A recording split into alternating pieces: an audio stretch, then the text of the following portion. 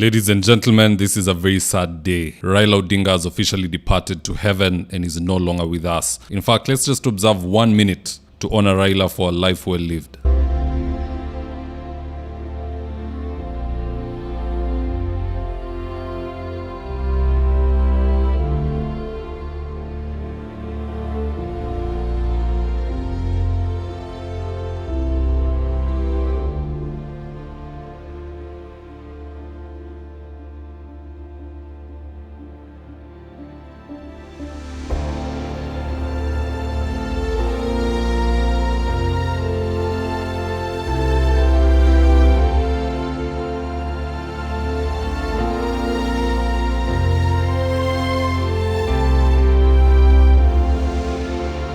Now, according to reports, Raila passed in India this morning while receiving medical treatments. In fact, here are some tweets from reputable corners confirming the same, and I quote, Ahmed Nasir Abdullahi said, Honorable Raila was the most consequential politician in Kenya in the past 3 decades. He will be missed at many levels. At the political scene, he left few enemies, some allies and many orphans. To Mama Aida and the kids, Poleni, a political giant, has rested, na kaweka picha ya Raila saying 1945 to 2025. David Maraga said, I am shocked to learn of the demise of former Prime Minister Right Honorable Raila Amolo Odinga, a patriot, a pan-Africanist, a Democrat, and a leader who made significant contributions to democracy in Kenya and in Africa. Kenya has lost one of its most formidable leaders. BBC News Africa said, former Prime Minister Raila Odinga has died at the age of 80. Odinga died on Wednesday while receiving medical treatment at a hospital in India. Now, it's also worth noting that if Raila had been sworn in as the 5th President of the Republic of Kenya in the last election, today Martha Karua would have been sworn in and announced as not only the 6th President of the Republic of Kenya, but the first female President of Kenya. Now, that just shows how much closer Martha Karua came to the presidency. Now, that aside, surrounding Raila's passing, these are some of the events that are currently taking place. Number 1, Kenyans have gone to Raila's home to mourn, as you can see in this video.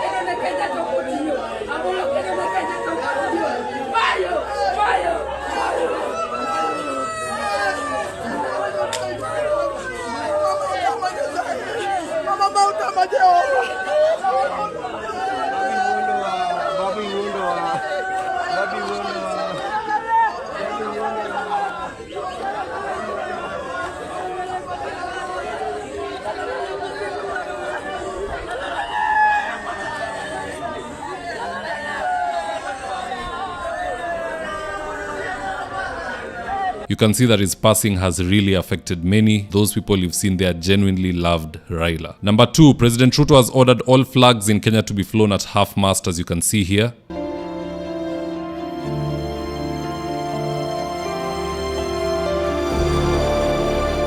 That was done to honor Raila, one of the enigmas and local heroes in our lifetimes. Number 3, now during the time of Raila's passing, Ruto was not aware. In fact, he was busy ascending to 8 bills in State House, as per his own tweet on X, which you can see here, and I quote, Today at State House, Nairobi, I had the honor to ascending to 8 bills passed by the National Assembly into law. Because of the mood of the country, I won't bother reading the rest of the tweet because it only touches on matters legislation. I'll just play for you the images of what was happening at State House prior to them realizing the news of Raila's passing. Here are the images.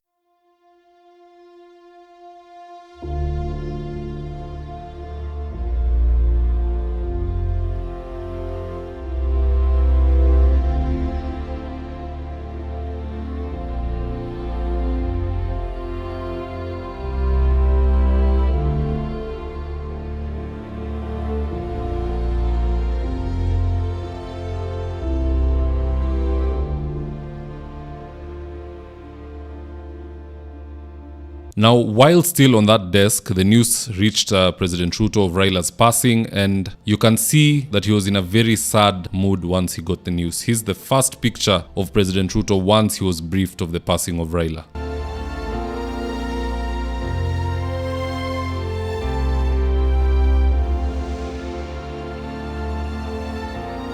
Since then, the president removed his coat and tie and rushed to console Raila's family. Here are the images of Ruto consoling the Odingas.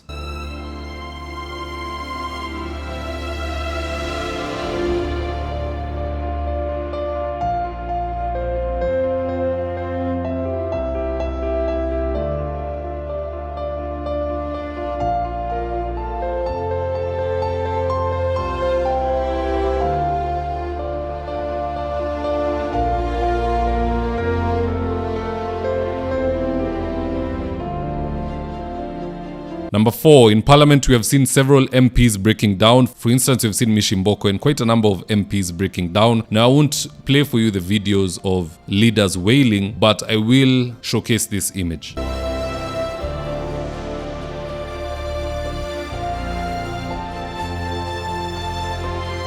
It's truly a sad moment for this country. Let's head on over to X to see what Kenyans have to say about this, and I quote. Omondi Samuel said, "Rest in peace, Baba, your legacy lives on." Abdi Mohammed said, "Raila Odinga is the story of a freedom fighter who became a champion for democracy, first and second liberation, a son of privilege who chose to stand with the oppressed, and a presidency that Kenya never had. R.I.P. Jacom." Mr. Angel said, "It's sad to see Baba retire this early in his political career. He has been a true Pan-Africanist who will be missed for his stand for justice and political freedom. R.I.P. Baba, one term." Mutsami said, "Kenya has lost its political backbone. Raila carried the nation's democratic conscience on his shoulders for decades. He fought for freedoms that many enjoy today but take for granted. The pretenders who now call themselves reformists were toddlers in politics when he was alive." And finally, Jam City said, "Junet's career is over. Now he can go back to Mandera." I think that's a very underhanded tweet at such a time. And I've seen many of these. I've just decided not to read them. I even wonder how this one snuck into the mix. Now with that, guys,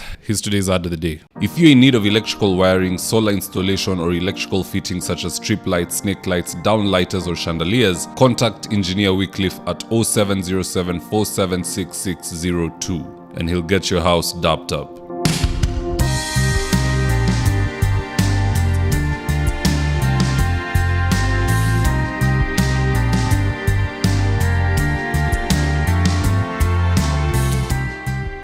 Now, if you're here for the first time, please go on and hit the subscribe button. And if you're watching for a different platform, just head over to YouTube, search for David Wafula. Hit the subscribe button. You're going to be getting a ton of content of this nature. If politics is something you're passionate about, this is definitely the one channel that you really need to subscribe to. All right, guys, adios.